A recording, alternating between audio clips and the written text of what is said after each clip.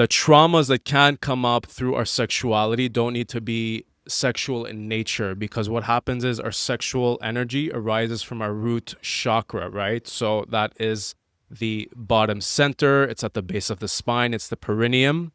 We experience all sorts of shaming and guilting and fear in the early stages of our life, and a lot of that emotional suppression gets stuck in our root chakra.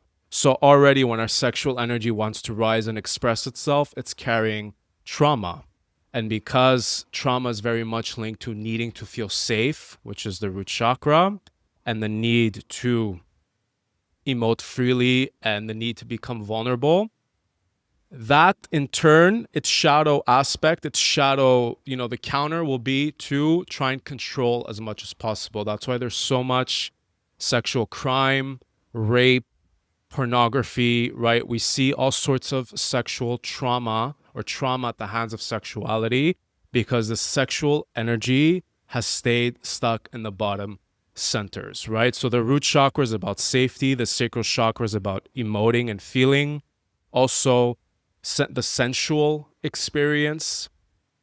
And then our solar plexus is very much about our will. And our solar plexus, as I talked about in some episodes ago, is where our ego actually develops. So we need to develop a healthy ego at the level of the solar plexus. So if the ego is wounded and our sexual energy is our creative energy, we will not use that creative energy for the sake of actually healing and manifest a life of authenticity, truth, love, and all that good stuff.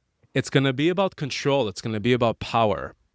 And I think that a lot of the men that are addicted to pornography or are watching porn in some way, shape, or form get to live vicariously through these feelings of control, domination, and, feeling a sense of power.